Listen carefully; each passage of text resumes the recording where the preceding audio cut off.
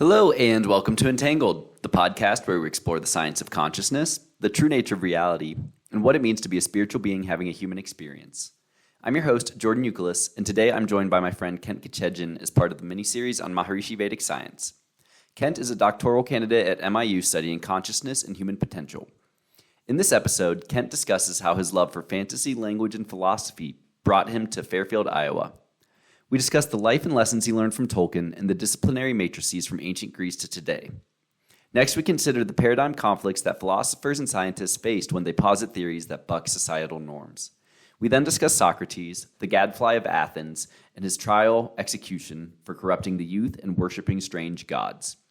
We discuss the prescient warning Socrates offered regarding the decline of Athenian ideals and the parallels between his life and that of Jesus Christ. From there, we discuss the value of silence and the importance of living your moral code even when it's inconvenient for external circumstances. We end the discussion considering the nature of dark matter, the subtle body, qualia of thought, and the concept of Atma. Outros for this and all episodes available at entangledpodcast.substack.com. Music from the show available on the Spotify playlist Entangled the Vibes. Please enjoy.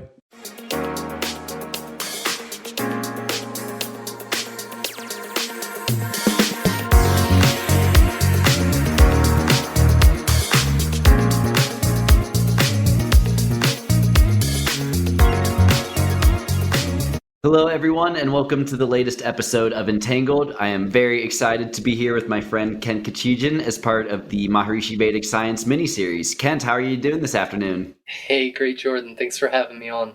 Yeah, absolutely. Really excited to have you on, Kent. For the listeners' benefit, Kent is currently completing his PhD program in Consciousness and Human Potential at Maharishi International University.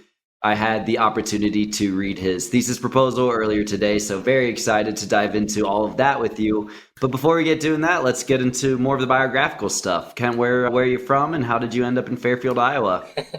I'm just from Virginia. It's a state where, in the north you got Washington, D.C., and in the south it's farmland and Richmond in between with all its weirdness, so... It's an exciting place to be, but I came out to the cornfields of Iowa eventually because I studied Greek. I learned how to meditate. They told me study Sanskrit. I ended up here. So, yeah, I'm pretty happy with my life so far. That's awesome. I'd love to learn a little bit more about your education path, right? I mean, as we were talking before we started rolling, you mentioned that academia hadn't, initially been where you thought your career would take you and that sort of thing. So I'm curious, what was it that led you to that ancient Greek course, and what do you think it was about that course that was so fascinating for you? Yeah, I mean, I wasn't a prolific reader as a kid, but I always loved reading fantasy. And if a good fantasy series hooked me, I think it was Ursula Le Guin. She talked about how things like dragons and magic, one of the reasons they're so effective is because they're a way for us to talk about real issues without saying words that immediately put up walls in people's minds. And so I think that, it was just really cool for me to learn about how language was a huge part of Tolkien's life. And, I read his materials, I read his letters, and then I kind of wanted to get to know him better through firsthand experience. I took my last 3 credit hours to graduate were ancient Greek, and I extended my undergraduate studies to complete that. And then I ended up here to study Sanskrit and learn kind of more of the philosophical aspect of what language is, especially languages that persist through time. Yeah. I would love to learn more about your perspectives on Tolkien. I don't know a ton about the author himself. I loved reading The Lord of the Rings, but my limited understanding is that he had some sort of spiritual awakening or realization coming out of World War I believe it was, and kind of felt inspired to write The Lord of the Rings. But I'm probably butchering the story. No, you're fine. He had a when they were boys, before they ever got into college, they had a group of them. There's actually a book written on it called The Inklings. I've had it sitting on the shelf for years, and I haven't read it yet because there's so many books to read. But his childhood friends, all of them went to war, and I think only he and one of them made it back alive. And there's a correspondence from one of his friends saying, essentially, if any one of us survives, you have to write the stories that we talked about so that, not all of us, fade away forever. And I think that he carried that as basically a moral injunction to produce his Legendarium, which he started in the trenches in World War I. That was where the Silmarillion was writing while, men were getting hit with all kinds of terrible weapons and, sick and maimed and all those things. That's the context in which he was his thoughts that have persisted for quite a while now in the literary scene. So I think that Tolkien was really a remarkable human being, and that he's spawned kind of like a genre of literature that really upholds and engages people in things that persist across time and are important. I mean, it's interesting the parallels that I can see with regards to the powers of war, right? And almost the relevance of this fictional world that Tolkien created to what we've seen happen in World War I and World War II, and what's going on today, where just these powers of the military-industrial complex seem so powerful, and yet through it all there is that spirit, that eternal light that has David standing up to Goliath and saying, "We won't take this standing down." Yeah, I mean, just for context, the reason I lived in Northern Virginia is because my dad was involved with the military-industrial complex. That was his career, and he helped manufacture things for defense contractors that sold weapons and intelligence systems to the military for a long time. So that's kind of the disciplinary matrix that I grew up in, and then I ended up coming out to the cornfields in Iowa to be an academic. So that's very, very kind of different. Yeah. But, I guess variety is the spice of life, or something pithy like that. Well, and I'd go even further to say, it's not that you're even just focused on academia, but you're focused on academia with an institution that is very firmly in the driver's seat of promoting world peace, right? And I think it's very unique from a university in that perspective as well, right? I'm sure, others certainly do at least pay it lip service, but in terms of actively creating a strategy for creating permanent world peace, I mean, I think it's frankly a very practical society that we should be striving for, and it's almost surprising that we don't see more institutions doing that. But that's kind of unrelated to the question I was getting to, which is really, how has that kind of transformation been coming from, as you mentioned, growing up with that kind of, and I don't want to speak for your family in particular, but I think generally folks who grow up within the military-industrial complex can grow up with that vision of the world where, to a hammer, everything's a nail. Obviously, the perspective taken at MIU is the complete opposite in terms of saying, hey, how can we elevate consciousness and promote world peace? So what has that kind of transformation been like for you? Yeah, well, there was a Roman poet named Horace, and Horace was always writing about nature and cycles of nature, and there's even academics who've come up with a formula to write a Horace poem. Like, you just plug in these three elements like a mathematical formula, and it'll produce, a Horace poem. And, Horace has been discussed a lot, but one of the things, I really hope this is Horace since we're recording. There's a line of Horace that says, "Dulc et decor est pro patria mori." It means it is sweet and fitting to die for one's country. I don't think that means a physical death. Horace was not writing poems for soldiers. He was talking about, something bigger than myself that I will throw myself into. So I find something bigger than myself and I throw myself into it with all of my being. Then I am being a good Roman. And that was, also the Roman outlook, is that the wealthiest among the Romans, the way that they preserved their glory forever was not by fighting on the battlefield and killing other people. Not primarily. If you became wealthy, you built an aqueduct. You built a road. The Appian family will live forever because it's still the Appian road that runs all those hundreds of miles, and, their names did live on because they did something that was, they threw themselves into something bigger than themselves. I think everybody can do that. I don't think it's limited to a military or non-military context, and my dad has a very firm sense of duty in that regard, and I learned a lot from him.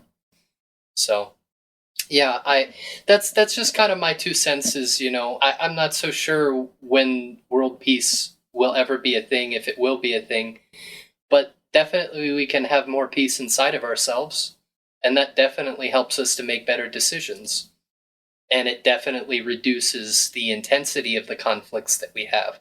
I don't think we're ever going to have a world without conflict. I don't think there's any literature that suggests that. But we can have academic debates rather than wars maybe in the future. That would be nice. Right, totally. We're here to enjoy the diversity of the universe as well, and all its ups and downs, but I think, it could certainly be a little bit less violent, a little bit more overall for sure. So curious to get a little bit more thoughts onto, what it was that drew you into ancient Greek. Obviously, you just were talking about ancient Roman. You mentioned Sanskrit as well. So curious what it was about the classics that you found so fascinating. There's not a debate that's ever occurred that didn't occur and is preserved by the Greeks. I'm not saying that they're the originators of all philosophy and math and science, but at the very least, they independently developed all of the systems and thoughts that we could possibly have, just because they have a literature that spans so many ages. And another thing that was interesting, it was a visiting professor, a Black woman scholar, came and talked to us about the differences kind of between like American and Greek slavery. The Greeks largely, at one point or another, they couldn't resist large empires for very long when they weren't able to unify themselves. So Greeks became slaves. And those slaves became the teachers of all the most powerful families in the known world at that point. And so it was from the mouths of slaves and by the hands of slaves that the world was built. But their ideas then became the foundations of empires. And I think that that's kind of analogous to what we see today is, I think it very much coincides with kind of most developing or developed nations, thinking that, people should have the power to be able to change their circumstances and to find deep value or create deep value or meaning and live an authentic life. All these things were deep concerns of the Greeks. And another thing too is that politics wasn't like a hobby or like a political or like a theater event for them. It was just a fact. Even the way that they conducted war, their shields were constructed off center so that half of their shield was covering the person to their side. And even the way that they fought was completely unified, so that only a few people needed to die before the line broke. And then, okay, our line broke in war, we lost the battle, we concede or whatever, very different from, the kind of crazy destructive powers that we have today. Even the way that they were citizens, soldiers, scholars. I'm not talking about everybody, but that's what the times necessitated. They were harder times for harder people. And thankfully we have the records of that and their discussions. Even in the Socratic dialogues that are recorded by Plato, things like the immortality of the soul and rebirth, the idea that all memory, all knowledge is remembering something that's prior to time and space and causation, things like that. All the things that are being hotly debated in scholarship today, they were discussed there. I think that's why a lot of people like fantasy too, is it pulls them into a realm where they are thinking outside of whatever disciplinary matrix has essentially fed them. Yeah. The ideas they're supposed to have. Yeah. Well, and I know we've talked a lot about, our general fascination with ancient civilizations. And one of the things that's, I think, most striking to me is we certainly live in a paradigm that's dominated by materialism. But I would argue that's actually pretty unique in the history of ancient civilizations. And I think one of the common threads we're seeing, especially as the collective consciousness is rising, and I think more reopening in a lot of cases to this type of idea, that many of the, I'd say most kind of spiritually evolved civilizations recognize that consciousness was not just some random, unimportant epiphenomenon, right? But that it was actually foundational. And so would love to kind of get your thoughts on all of that. Yeah, I mean, a lot of, again, when you talk about paradigm and disciplinary matrix and, all these kinds of things, the Greeks are tradition of knowledge, which everybody kind of wants to claim, just like how everybody wants to claim Rumi, no matter where you are in the world, if you can. Somebody, they want to be, well, Rumi was born here. Well, Rumi went to school here. Well, Rumi wrote here, and the debate goes on and on and on forever. But for example, they'll cite Leucippus or Socrates as being the founding fathers of the idea of atoms and stuff like that. I haven't read the texts word for word, but it could be that that's an interpretation. That's something I want to undertake. But it's very clear that was not the predominant way of thinking. And I think also that the consciousness-based paradigm is a more coherent way of addressing the fact that, one, we have subjective experience, and two, it meaningfully corresponds to the physical world. And for many, many centuries, that was just a fact of life. That was the world that they lived in and as they understood it. And if they called laws of nature gods, does that matter so much as it accurately was able to talk about how human beings were connected to the wider world in meaningful ways? Their ways of understanding the world could potentially even be valid today, but, they like to take certain elements and leave other elements of a culture when people appropriate it. So Totally. Pick and choose. Yeah. I think that's kind of how to begin with materialism. Is I don't think that you can say that materialism was the dominant paradigm of the Greeks and that they were throwing away witchcraft and superstition for cold logic. It doesn't necessarily work that way if you actually read the literature in the context of the culture. Absolutely. So talk to me a little bit more about what your own views are with regards to those two paradigms, materialism and consciousness. Have you read any Eckhart Tolle? I haven't read it, but I listened to some interviews he did with Oprah. Okay, yeah, same thing, his books are nice, but if you're listening to him talk, I preferred the audiobooks anyways. I think that you get more out of an author by listening to them speak than writing, which is unfortunate because most of what we have is in writing. But yeah, he did some work with Buddhism and studied on Buddhism and things like that. So a lot of things he refers to come out of Buddhist schools of thought, and I'm not a Buddhist, but way before I read anything about consciousness, I remember for Christmas one year, I got a little pocket sayings of the Buddha book. And, I was absolutely fascinated with his relentless inquiry into what reality was as distinct from how it is in our objective waking experience, even though I didn't have those words as a kid. Eckhart Tolle talks about a joke that the Buddha makes in one of the sutras. I have to make sure that I reference it correctly. But he says, a finger that points at the moon is not the moon.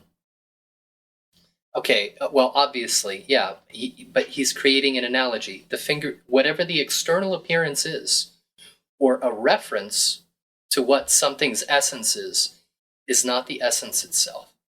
And I think that's the primary problem that materialism has, is it can point out things, but that doesn't really say anything about their essence. It doesn't say anything about the intelligence that was involved in forming them. It doesn't say anything about the dynamic structures of intelligence that inform the impulses of neurons firing in the brain, or how they're coordinated, or how they even carry a content, a non-physical content, which corresponds meaningfully to the external environment. So I think that, Socrates also said a lot of things in the Socratic dialogues that align very closely with that. You also have Shankara, the great reformer in the Vedic tradition, who says ultimately only Brahman is real. The appearance of things is not what they are. And, there's been tons of media and movies nowadays that are all exploring the same thing. I think The Matrix is probably one of the most relevant examples. I had 3 classes that showed, The Matrix in class for academic credit because they were like, this is a debate that's raging in philosophy and we want to engage the kids. It was an effective way of making a point. Mm-hmm. The way that things appear isn't what they are. Mm-hmm. Yeah, it's perception shapes reality for sure. Yeah, so sorry if I ramble a bit, but no. that's kind of, I think that's kind of the core idea. There's a man named Chalmers pointed out a term he called the hard problem of consciousness, and people have called it that afterward. And that's essentially just the fact that we have subjective experience.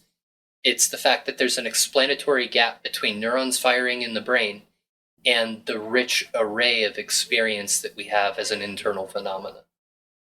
And that goes to say that materialism is wrong on account of a brute fact of our own internal experience. But furthermore, arguments can be made that materialism is incoherent.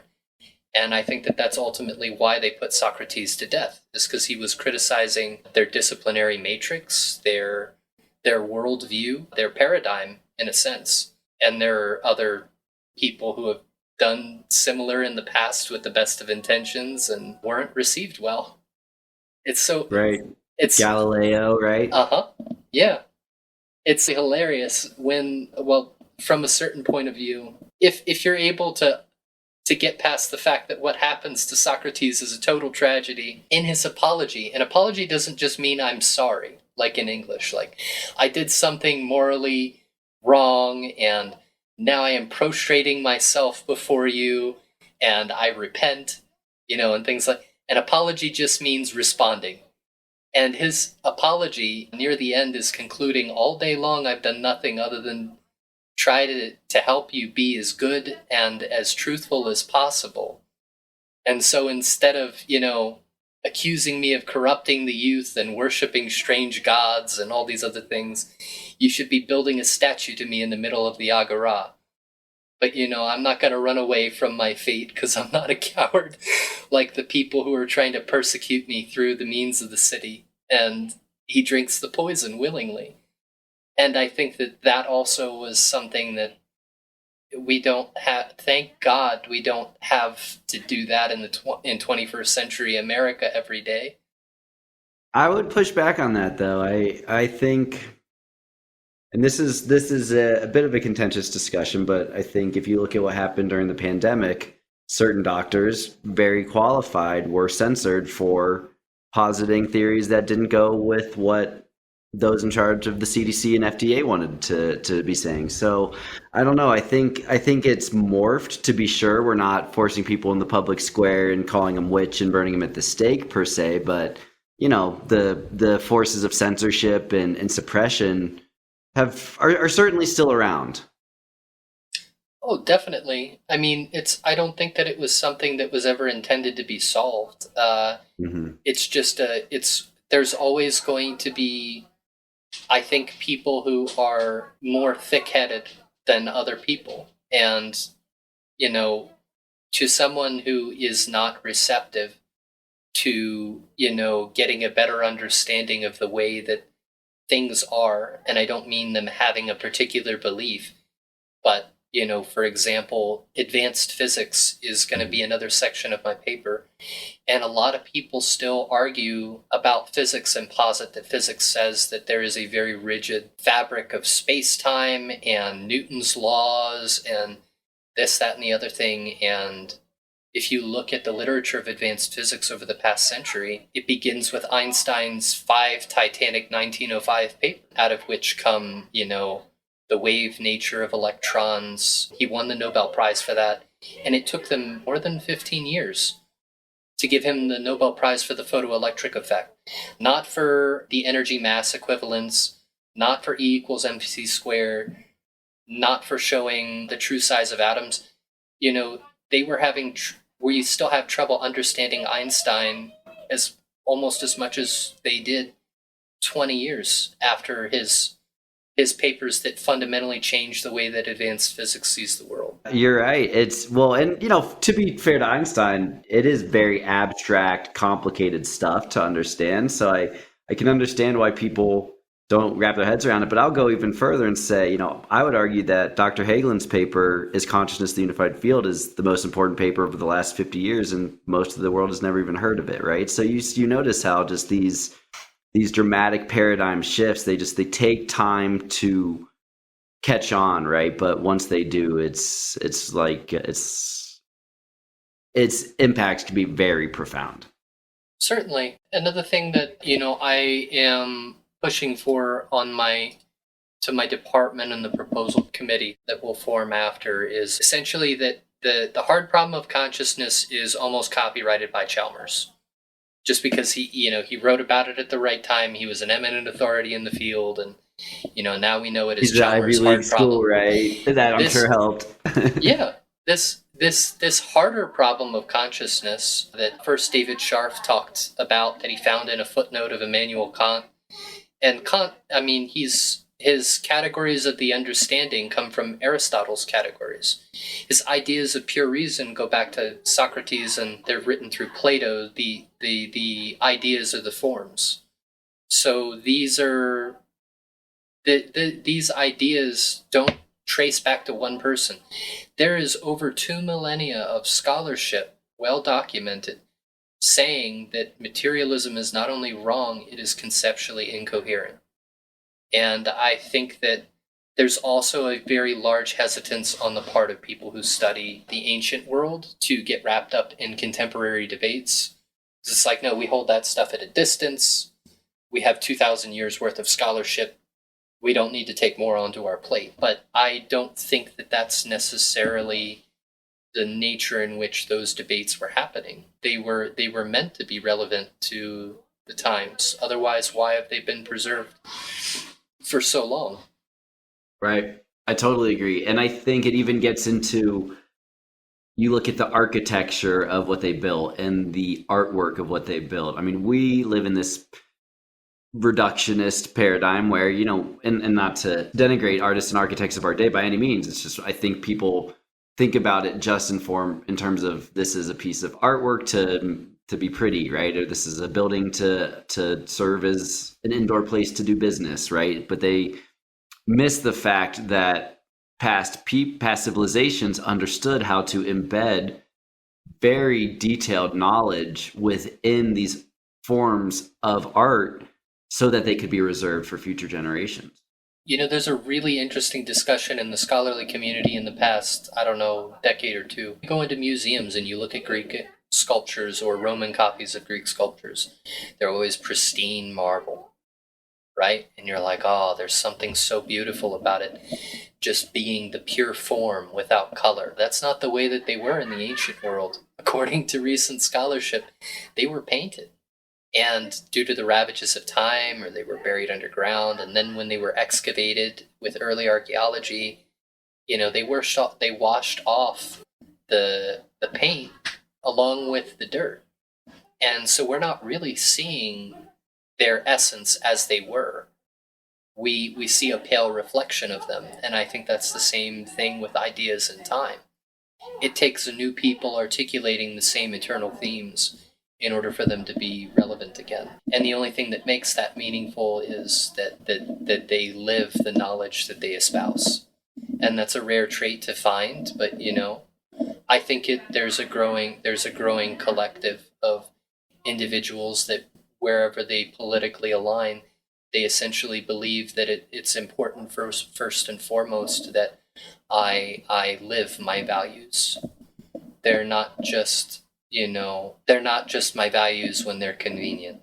So you touched on this idea of the harder problem of consciousness, and I know that's pretty instrumental for your thesis proposal. So I would love if you would dive into that idea a little bit further. Great. Okay. Well, since you looked over the more recent back and forths than what I've been having, this is a quote from David Scharf, my thesis advisor. "The nervous system has evolved to support our ability to survive, but the cognitive content of our thought is irrelevant to survival on the materialist viewpoint. So if you take his example, I'm sorry I can't show the graphic here since we're on a podcast. If you take the example of a man running from a tiger, right? There's a lot of qualia that he's experiencing there. He sees the tiger's fur and its distinctive stripe pattern, and he sees it's moving toward him. And maybe even on the materialist viewpoint, you can say, okay, unified experience of a tiger. Okay, fine. Let's concede that, and that happens. How can you explain not just the neurons evolving over time to fire to make the muscles move? How does the man make the decision to move? What impels those impulses of intelligence that neuroscience is documenting in the brain? The impulses of intelligence are not the intelligence from which they originate. And that is something that's been discussed and hotly debated in scholarship for hundreds of years, and still no satisfactory answer is available. So I think the harder problem of consciousness has to deal with how our internal life corresponds to the wider life that's going on around us every single moment. And without a meaningful answer to that, it's the way I phrased it in my most recent email to my department was, it's like building a house of cards in a windless place. It's stable only so long as it's not challenged. Or maybe not, challenge is probably too rough a word, but not critically examined. There's a quote by Nietzsche, something like, I stared into the abyss and it stared back. The more you look into the explanatory gap, which is the hard problem of consciousness, the more and more you begin to ask, how, on the account of materialism, is my own inner experience, which is a brute fact, and everyone has it, and everyone attests to it, and everything that we think, do, and speak and act, all attest to that hard problem of consciousness. The more you look at the gap, the wider it gets. It begins to look back at you. And the same, I think, with the harder problem of consciousness, which is how do the dynamic structures of intelligence that I obviously have that are directing these neural impulses, what are they? And how is that explainable in terms of materialism?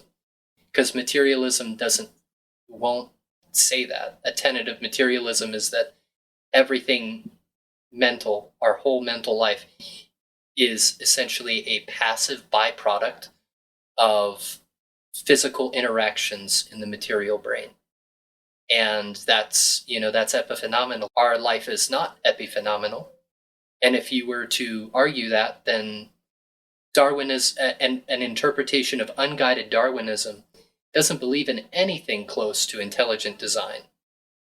So then how is that man's thoughts, when he's supposed to be running, corresponding to the very real threat of there is a tiger behind me? And so far, there haven't really been satisfactory responses to that challenge. And that's a challenge that's been posited for centuries. So I guess that's kind of in a nutshell. Usually nutshells are a lot smaller. No, I mean, it's very profound concepts, and it's really, really awesome to hear you diving into all the nuances here, because they are so meaningful and interesting. And you're right, I love your analogy of, the longer you look at that explanatory gap, the wider it gets, right? Because it's it's how do I phrase it? When you grow up in a paradigm where everyone thinks the same way, that of materialism, you don't even notice it because it's just accepted. You've never had really that opportunity necessarily to think about it from another perspective.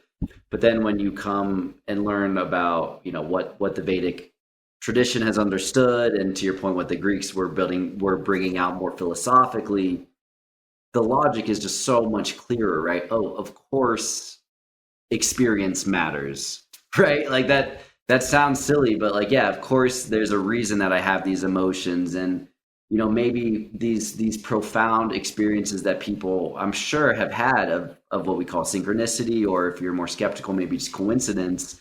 But nonetheless, like the idea that, maybe there is this whole idea of the universe that's trying to tell you something and showing you signs and leading you the way. Like maybe there is this connection to above, so below, and that it's not just a metaphorical or hippy dippy, let's be compassionate because we're all connected, but it actually has some very meaningful underlying essence. Yeah. Also, the whole kind of hippy dippy, feelings, kind of trying to exclude sentimentality. I remember being in an English class, and our professor was basically performing a literature review with us as a whole lesson. And she said, back when I was in school, they were training us to avoid metaphor. And there's a literature of 20 or 30 years in English instruction where it says, do not use metaphor because it's a weak way of conveying knowledge. What do you mean a weak way of conveying knowledge? Language is inherently symbolic. And she was showing, study after study, and then she said, and now look at the literature 10 years later, and she gave us many examples from prominent scholars saying, well, actually, no, all language is symbolic, metaphors can sometimes concretely communicate something way more effectively than you ever could in purely analytical terms. And again, that they may or may not be aware of the wider context in which that discussion's been happening for centuries, but that's been happening in continental philosophy, which is kind of like the antithesis to analytical philosophy. Analytical philosophy is basically kind of like, it's like the forum for the militant atheists, whereas continental philosophy is all the people who contest the militant atheists and have stayed with that long tradition. Can I read you a quick quote from... This is from Plato's Republic. So this is supposed to be Socrates speaking. Socrates allegedly says, then what of he who on the one hand believes in beautiful things, but on the other hand neither believes in the beautiful, nor in anyone who is able to lead him into stable knowledge? Does it follow that his life resembles a waking or a dream? Think on it.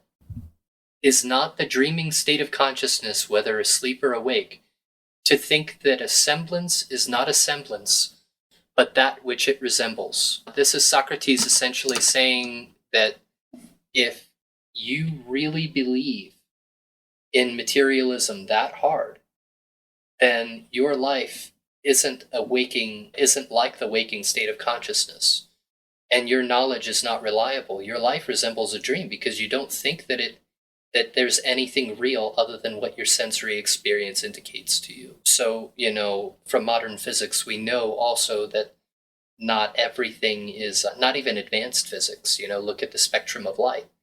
There's only certain frequencies of light that we can see. I'm not positing beings of light or anything like that. I'm simply saying our nervous system doesn't get the whole picture of what's around us and within us all the time. So, that's supposed to be 500 BC. We touched on the Buddha before. We touched on Shankara. Those are just a few that talk along those same lines. Now, one question I had for you with regards to Socrates, I'm not familiar with the story of his death and the trial. Would you provide some more background on that? Sure. So Socrates had for him, I don't think he considered anything unfortunate, not even death. He was a very positive, resilient individual. And he was not afraid of, not having people's approval. And, he's had a nickname that stuck to him, the gadfly of Athens. Like he was some pest that was going around and asking people questions all the time. And if you look at what happens in history, right around that time, Athens and Sparta successfully repelled the Persian Empire. And what happened as they became more technologically and materially advanced, they became the next unthinking force of many unconscious systems. And, Athens then became about empire rather than building the best citizens that it possibly could. And although Sparta subsisted on slavery, That was the only way they were able to be the apex military presence, in their neighborhood. Was they had the helots doing all their farming and cooking and everything for them, and they just trained to be warriors. At least Sparta stayed true to its ways, even though they weren't perfect. And Athens would lose the Peloponnesian War. And Socrates was warning about these things the whole time. He was going around and talking about, okay, just because you learn how to speak fancy rhetoric and you learn a lot of words and you learn how to dress a certain way and you learn what to say and how to agree with people and all that stuff, doesn't mean that you're actually educated. It doesn't mean you're a philosopher. You're a sophist, which means you like to wear philosophy like a suit, but you don't live it. It's not you. You haven't found philosophy within yourself. And he makes a lot of quote unquote enemies, and they hold a kangaroo court, and they charge him of two principal crimes. The first is of corrupting the youth, because, a lot of people went to go hear Socrates speak. And some of them ended up being associated with the Spartan presence in Athens when, Athens is troubled by growing Spartan power and things like that. So basically, first charge is of corrupting the youth, and the second is of worshiping strange gods. Because, Socrates says a whole bunch of things, like, I cannot disobey the voice of the god inside of me. Or, he talks about people's internal... he's talking about their conscience. They may not have used the same word, but what is an internal entity inside of you that speaks with creativity and intelligence? Well, God would be a logical word to use for that. And so they set up this kangaroo court, and, a lot of those people ended up being the ones that had a lot of money and power. And so just like in our society, instead of a government by the people, for the people, it became a government by the corporations, for the corporations, and we see the same eternal theme playing out. And they picked their sacrificial lamb. And Socrates went willingly, and he basically says, I have no fear of anything that happened. At no point did the God inside of me speak that I was doing something wrong. Not even when I left my house, and I knew what was going to happen here. I knew that you were going to sentence me to die, and I knew that I wouldn't run away. So I'm going to a better place, and I'm telling you, who have used the means of power at your disposal to do this, that you're going to a worse one. Which, people can interpret in a lot of different ways, but he wasn't wrong in the context of history either. Athens will never fully recover from what Socrates was warning about. So, I don't mean to be gloom and doom, but, I think everybody should read Socrates at one point in their education, even if they feel like they don't understand a lot. No, I think that's a beautiful story. And I think while it's, certainly tragic in a sense, particularly if you're of a materialist mindset, I think if you are of more of a consciousness mindset where, he understood that even death is just another phase of existence, right? And that the true logos within transcends death. And so, of course, how could that light within him have led him to do anything but stay completely true to his morals, to his truth, till the last day? And frankly, the story is very reminiscent of the life of Jesus Christ. There are many, there's two figures, I think, that were presented as being very popular among the founders of America, which is a whole other discussion. All men are created equal, and also black people are 3/5 of a person. So, right. It's just a whole. And also, the corporations make the laws. It's a mess. But one of the things that they did do right was they looked at people who lived their values, and one of the greatest measures of living for one's values is not changing them when they are inconvenient to external circumstances. And they looked at both Christ and Socrates as being role models in that regard.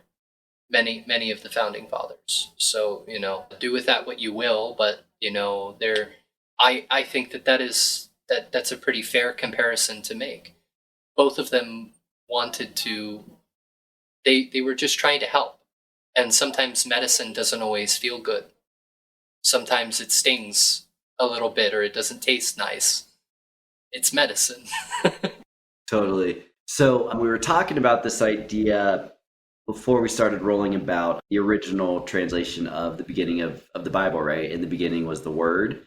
But you talked about that's actually not a very accurate translation. So I'd love if you could kind of elaborate on that idea. Right. So there's one philosopher that comes immediately to mind, and that is Marcus Aurelius. And I think that he's probably, I'm not trying to demean efforts of other philosophers, but Marcus Aurelius is probably the closest I know of the world having a philosopher king. His reign had many, many, many problems. His wife potentially, getting with one of his generals and causing, untold amounts of chaos amongst the ranks of the Romans. And he's just saying cool, and he delivers, a speech to his troops saying, let's remember that this is about Rome and that we are all Romans and that these are our houses and our families that we're going back to. We're not marching to war, we're going home to talk with our brothers. And, what kind of leader says things like that? Well, Marcus took an active interest in philosophy from a very young age. And Marcus talks about the Logos in his... it's a work that is now titled Meditations. I don't think Marcus gave it that name. There's wonderful books by, I think, Gregory Hayes is a Marcus Aurelius scholar. One of the only good Roman emperors there ever was, and it's because it was a part of his life. And it just happened that he was someone who had power and influence and who then recorded his thoughts, which he didn't intend for other people to read. And it also says something that he wrote his thoughts in Greek, which is not a language if you were a Roman, you would write in Latin. That was, the language of preserving things and also a cultural thing, but he really wanted to make philosophy a tenet of his life, and so he did. But there's also Epictetus's Enchiridion. Epictetus was a big influence, Gregory Hayes thinks, based on what Marcus mentions and how he talks and things like that. And Epictetus starts out the Enchiridion basically saying, we don't have control over anything that happens to us in our lives. The only control we have is how we respond, and he gives many analogies saying, pretend you're a guest at a dinner table. Everything's being passed around. You don't have to push away or grasp for anything. Everything comes in its time. It will be offered, but you have to be responsive. It's a skill that you cultivate. That's what philosophy helps you cultivate. And Marcus would probably equate that to receptivity of the Logos. You're seeing that intelligence and dynamism are things that are structured into the fabric of creation. The whole universe speaks of intelligence. The person, from the perspective of the consciousness-based paradigm, doesn't have to defend that premise. It's part of the paradigm. It's one of those things that is, again, so readily apparent once you start to recognize it. It's everywhere. And, getting back to the founding fathers, they certainly recognized it, right? They talked about natural law in the Declaration of Independence. And I think that we've forgotten what that means or understood the profundity of the fact that our universe, our world, our atoms, our solar system, everything has this beautiful design, these fractal patterns, right? This clear interconnectedness that is meaningful, for lack of a better word. Yeah, I don't know. I think that you'll find it anywhere you go in the world. Like before there was a little gap in our conversation.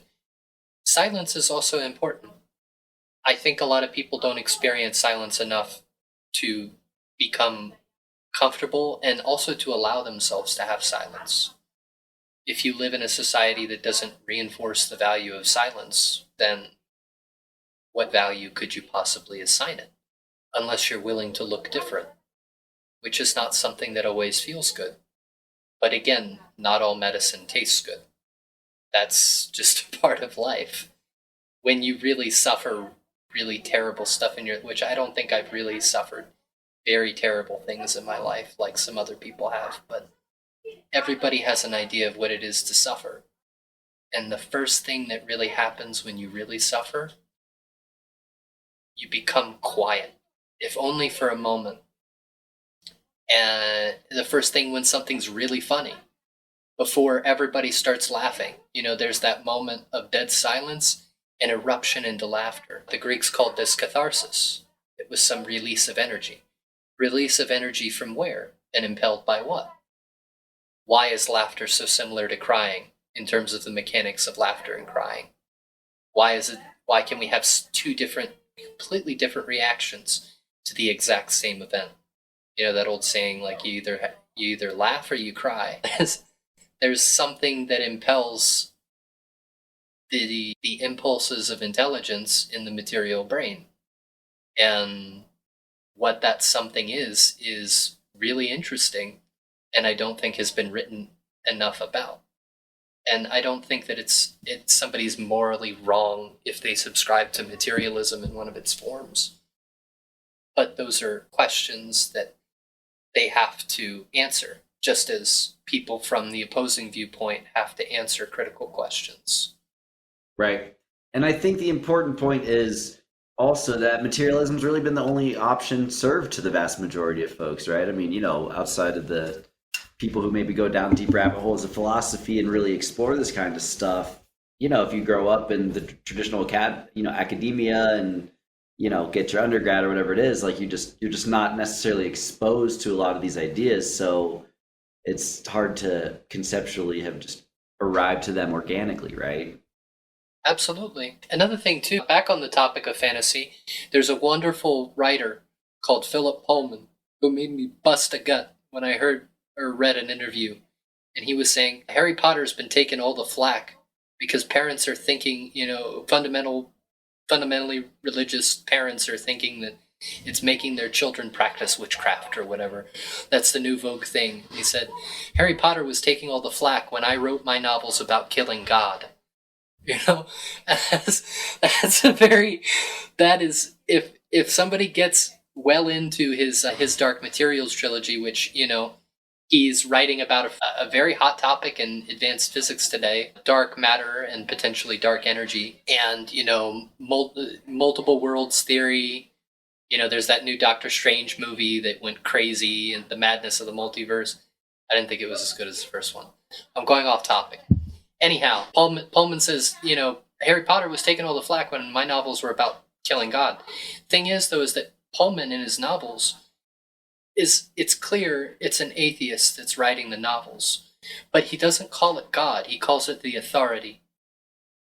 It's a disciplinary matrix. It's a structure that he's addressing. He's not addressing the idea that the universe could be more wonderful than we understand, or human beings are capable of being noble and achieving great things and just generally living the values that they espouse. And even, from an atheist perspective, in his universe, people's souls take the form of an animal external to them.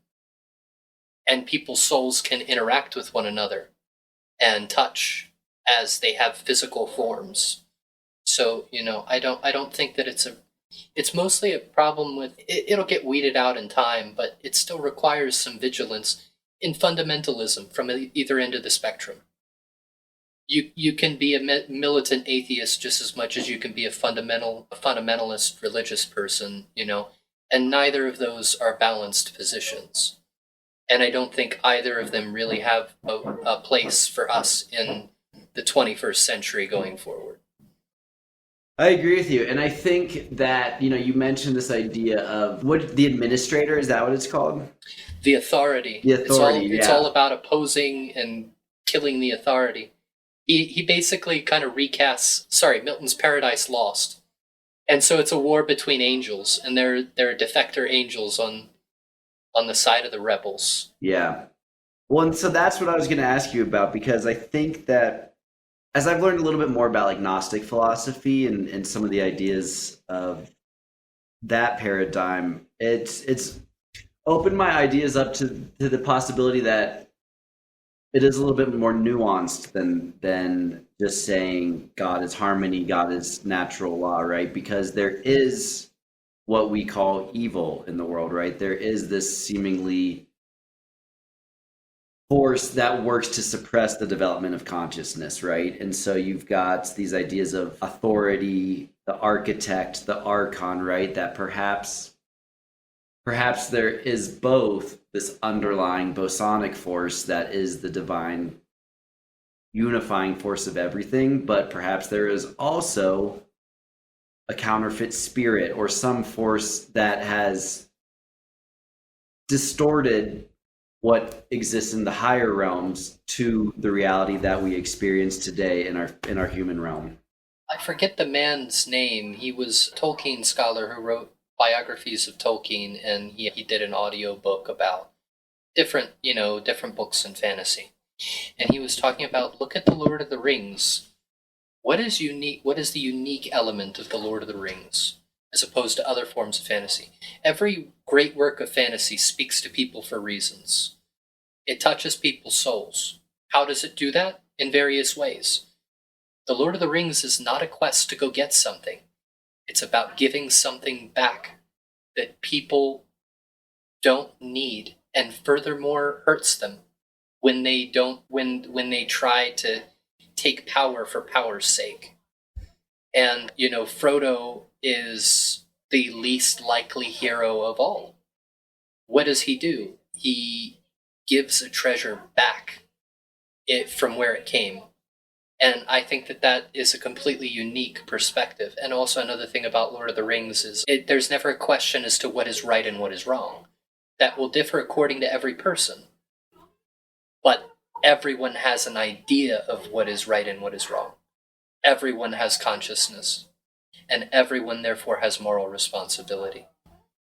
So, language it in whatever terms you want, but when the inner voice inside of you says, don't do that, listen.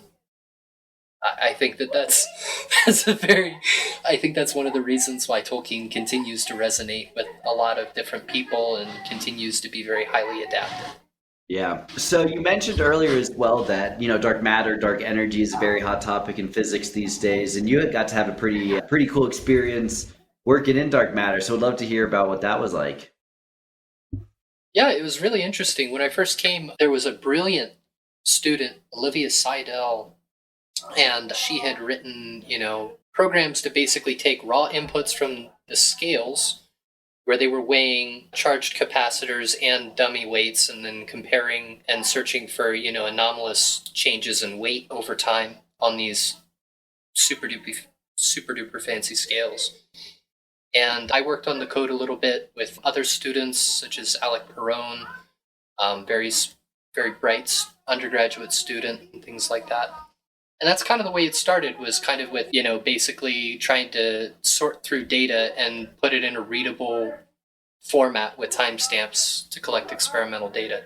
Since then, a whole new lab chamber has been built. They secured a good amount of grant money to do all this, and I got to see a little of the grant writing process and participate in that.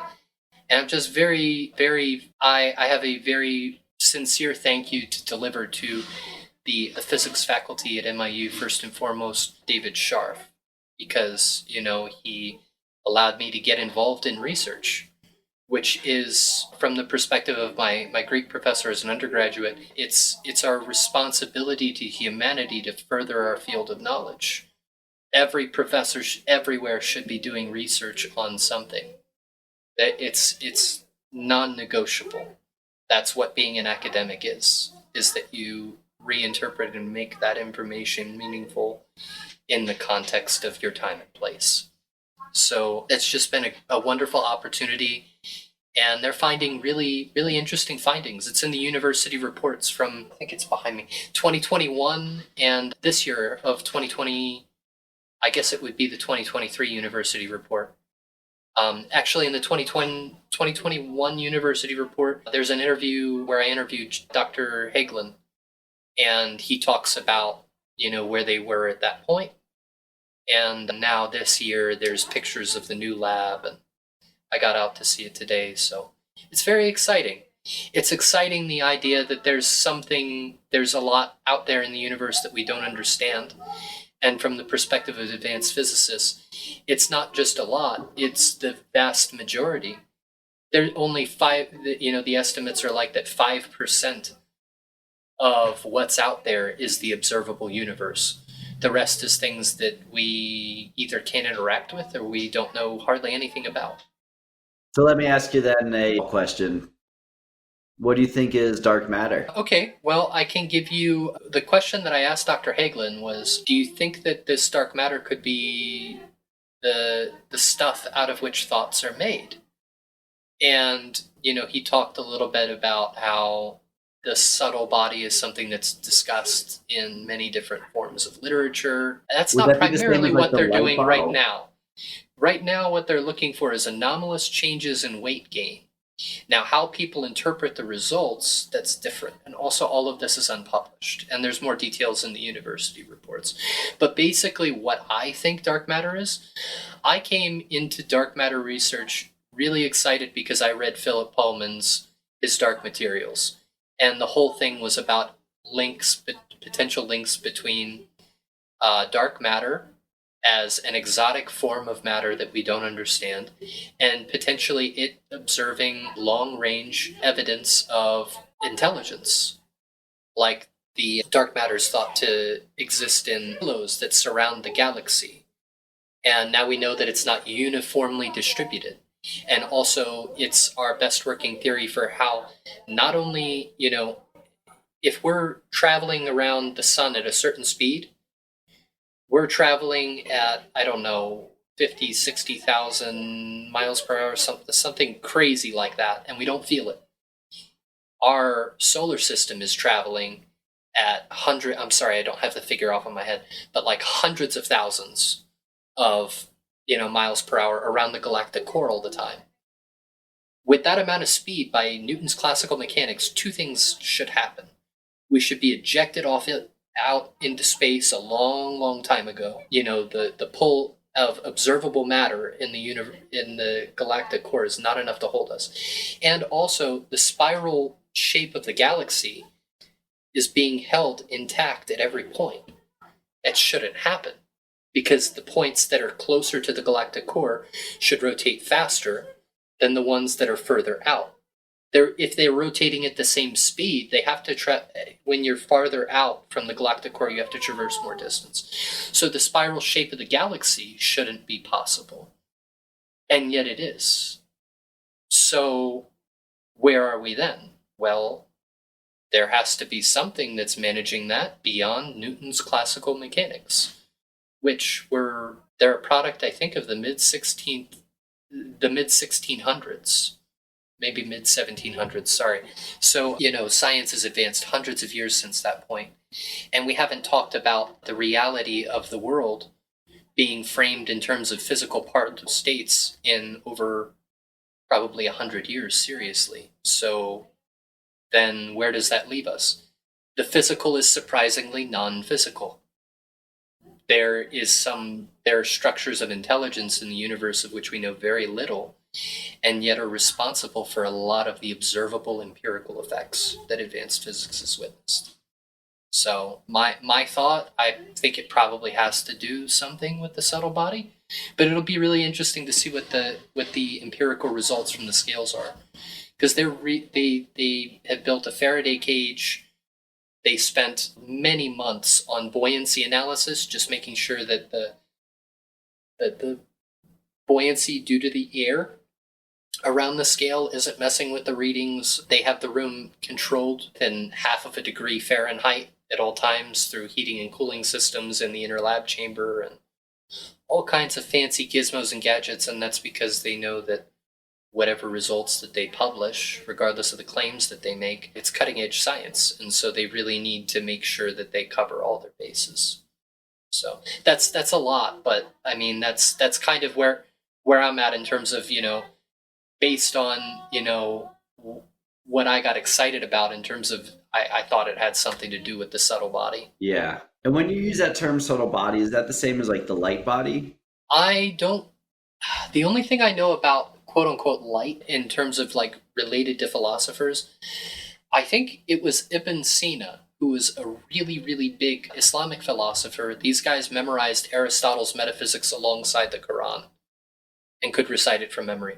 So they were working within the Greek tradition of knowledge and also following the disciplinary matrix that they had of Islamic scholarship, right? Until it was shut down and there what hasn't been philosophical inquiry in the Middle East in a very long time. But before then, Ibn Sina, said when you get to a certain point and then you see that everything that there is light.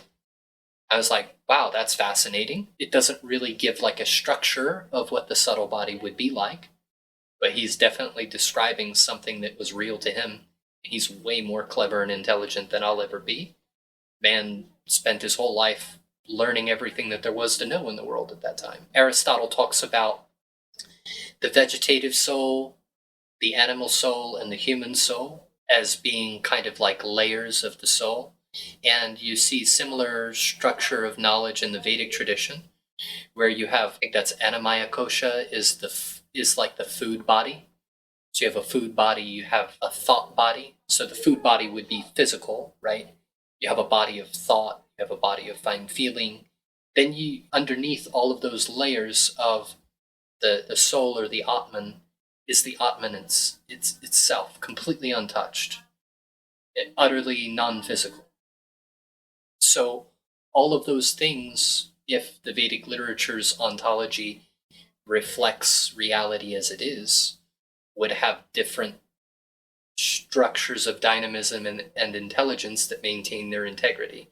So I think it's hard to, the subtle body would probably be a very kind of like a, which one? From which tradition? You know what I mean? So do you think it's possible that dark matter is some form of Atman, some essence of it? I think dark matter probably is a great next step for science to realize that intelligence is not something that is contingently true. It is necessarily true in nature. Okay, contingently true could be like Barack Obama, right? What number president was he? If I Wikipedia him right now, he was the 44th president. That's contingently true. It could have been otherwise. Another person could have been elected. But the way that history unfolded, Barack Obama was the 44th president of the United States, right? Okay, necessarily true. It's necessarily true that water in its liquid state is wet, because that's the way that things are. If the conditions are so, water will be wet in the liquid state. There's no ands, ifs, or buts about that. So on the materialist perspective, dark matter is probably going to be something that is interesting and flashy, and they're probably going to make another Doctor Strange movie about it, and that'll be cool. Mm-hmm. It'll have nice special effects. Has some nice Hadron Colliders. But it's probably not going to demonstrate its own self-referral dynamics of intelligence. And there's evidence for that happening through effects which have been empirically attributed to dark matter, which are discussed in both those university reports I talked about before. So that's kind of where I'm at, where I'm like, okay, based on how gripping Pullman's writing was, and from what I've learned about taking classes in advanced physics and working with someone who is both an advanced physicist and a philosopher, and being kind of familiar with the wider scholarship that exists on it, I think that it's involved with the subtle body. But again, what is that subtle body according to which tradition and which part of the subtle body? Lot to learn. It's crazy. And you talked about, all these different ideas of even the soul, right? Like in the materialist paradigm, we reject that it even exists, but you look at other cosmologies, you mentioned the Vedic, I think the Egyptians also had several different forms of the soul, right? Like it's just kind of like this Rubik's Cube of reality that the more you unravel and try to make sense of everything we find, the more questions that arise. Yeah. I don't want to spoil his Dark Materials for anybody who's interested in reading it, but I'll say that near the end of the last book, there's a thought that occurs from somebody that you'll become very familiar with over the course of reading the series if you want. And it's a child. And it's that child talking about how even when we die and our atoms are dispersed, when we die, they're every time they take one of my atoms, they're going to have to take one of yours as well because we're bound together. He's taking a scientific subject, which is quantum entanglement, and he is using it as a narrative device. Do I think that's exactly how it happens? No. But that story was, there wouldn't be a single dry eye if we were in a movie theater, at that point of a child articulating, even if there is no, bearded man up in the sky making judgments about me or whatever, it's evident that there never was non-life. All death feeds life.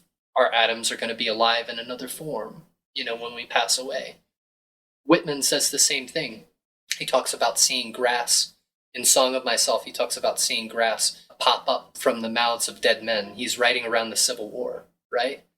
And he even says that specifically, the horrors of fratricidal war.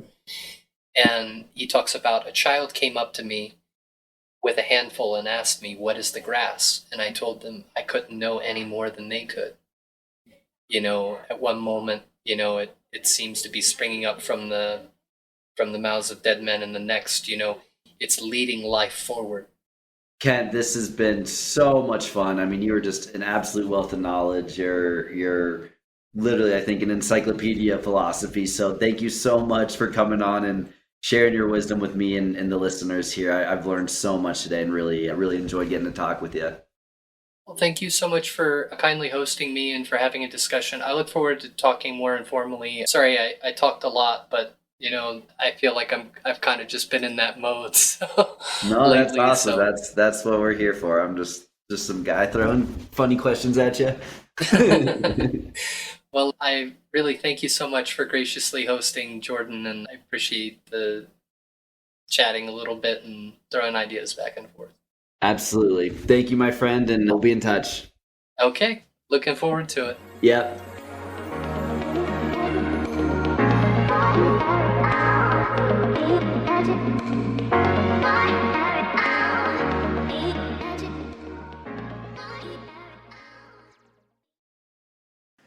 Thank you all for listening, and I hope you enjoyed the episode.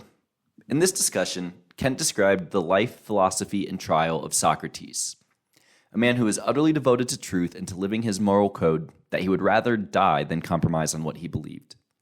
His apology served not as an entreaty for forgiveness, but as a defense against the charges labeled against him, charges of corrupting the youth and worshiping strange gods. Rhonda Kelly explains, the apology is Plato's account of the 3 speeches that Socrates gave at his trial for false teachings and heresy in 399 BCE. At the age of 71, Socrates fought at his trial not for his life, but for the truth. He urged his fellow Athenians to examine their own lives, to question their leaders, and to pursue wisdom. He warned the judges that they could not avoid the truth or silence their critics by killing him, but he also promised his friends and students that death was nothing to fear. Plato, Socrates' faithful student, was an attendant at both his trial and his subsequent execution. It was up to Socrates' students to record for posterity his teachings and to bear witness to his trial, because the great teacher himself would have never bothered. Socrates did not trust the written word. Thankfully, Plato had no such reservations, and he gifted to us the Apology, which stands over 2 millennia later as a monument to freedom and justice and truth. 2,400 years after his death, the life and death of Socrates serves as a timeless lesson to us today. The gadfly of Athens showed us that there are things far worse than death, such as abandoning your moral code when it becomes inconvenient for you. That often those who point out that the emperor has no clothes are met with retribution from the emperor. Despite this fact, the long march of history is driven by the men and women who remained true to their ideals, even if it meant they're labeled heretics, lunatics, or spreaders of misinformation. Here are pieces of Socrates' Apology. I hope it serves as a reminder that an empire in decline need not fall to autocracy, that civil liberties and open discourse are principles worth fighting for, They're principles worth dying for. What do I deserve? The man, then, awards me the penalty of death. Well, but what shall I, on my part, O Athenians, award myself? Is it not clear that it will be such as I deserve? What then is that? Do I deserve to suffer, or to pay a fine? For that I have purposely during my life not remained quiet, but neglecting what most men seek after, money-making, domestic concerns, military command, popular oratory, and moreover, all the magistracies, conspiracies, and cabals that are met with in the city, thinking that I was in reality too upright a man to be safe if I took part in such things. I therefore did not apply myself to those pursuits, by attending to which I should have been of no service either to you or to myself. But in order to confer the greatest benefit on each of you privately, as I affirm, I thereupon applied myself to that object, endeavoring to persuade every one of you not to take any care of his own affairs before he had taken care of himself, in what way he may become the best and wisest, nor of the affairs of the city before he took care of the city itself, and that he should attend to other things in the same manner. Being persuaded, then, that I have injured no one, I am far from intending to injure myself, and of pronouncing against myself that I am deserving of punishment, and from awarding myself anything of the kind. Through fear of what? Lest I should suffer that which Meletus my accuser awards me, of which I say I know not whether it be good or evil. Instead of this, shall I choose what I know well to be evil and award that? Shall I choose imprisonment? And why should I live in prison, a slave to the established magistracy? Shall I choose a fine, and to be imprisoned until I have paid it? But this is the same as that which I have just mentioned, for I have not money to pay it. Shall I then award myself exile? For perhaps you would consent to this award. I should indeed be very fond of life, O Athenians, if I were so devoid of reason as to not be able to reflect that you, who are my fellow citizens, have been unable to endure my manner of life and discourses, but they have become so burdensome and odious to you that you now seek to be rid of them. Others, however, will easily bear them. Far from it, O Athenians. A fine life it would be for me at my age to go out wandering and driven from city to city, and so to live. For I well know that wherever I may go, the youth will listen to me when I speak, as they do here. And if I repulse them, they will themselves drive me out, persuading the elders. And if I do not repulse them, their fathers and kindred will banish me on their account. Perhaps, however, someone will say, "Can you not, Socrates, when you have gone from us, live a silent and quiet life?" This is the most difficult thing of all to persuade some of you. For if I say that, that would be to disobey the deity. If, on the other hand, I say that this is the greatest good to man, to discourse daily on virtue, and other things which you have heard me discussing, examining both myself and others, but that a life without investigation is not worth living for. Farewell to Athens, you have condemned yourselves.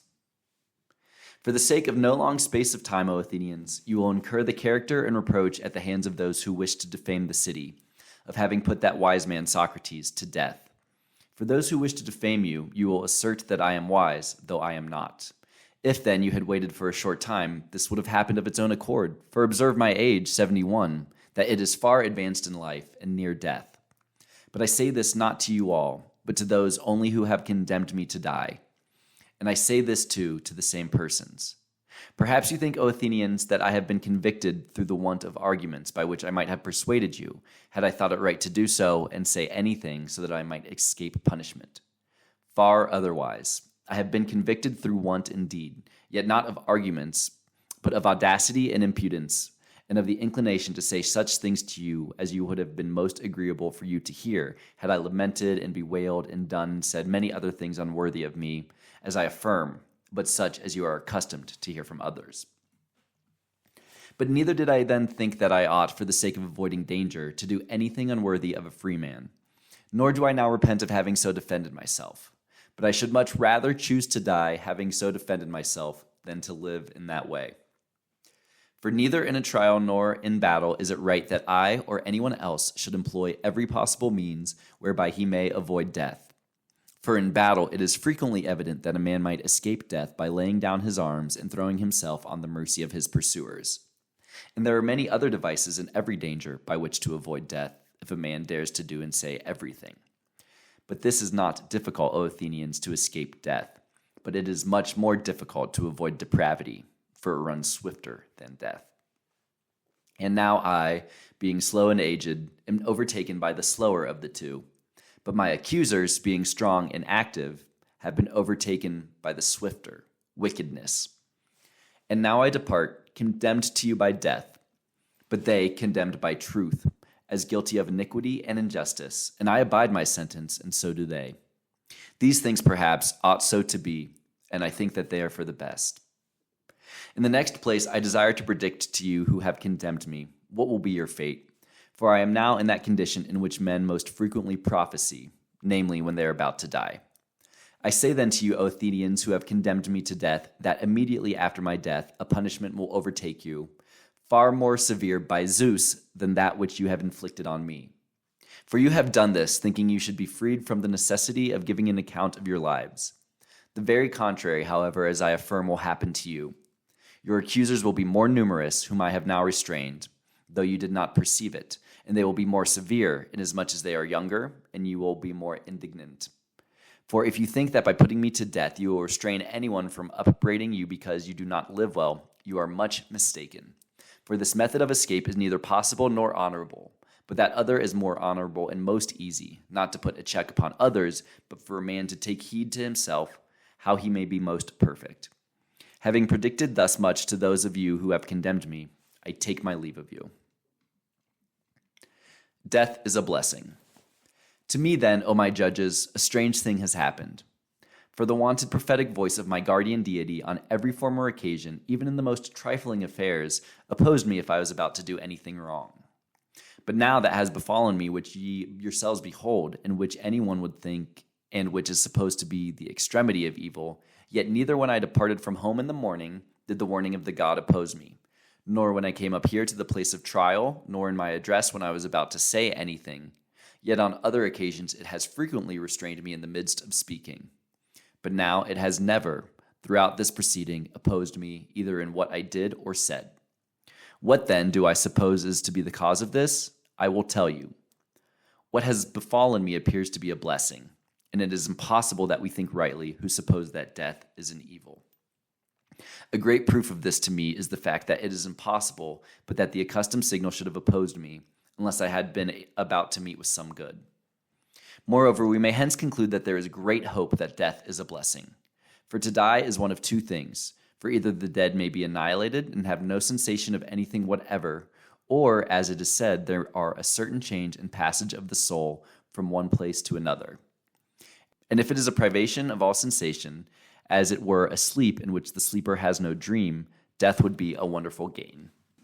You, therefore, O my judges, ought to entertain good hopes with respect to death, and to meditate on this one truth, that to a good man nothing is evil, neither while living, nor when dead, nor are his concerns neglected by the gods.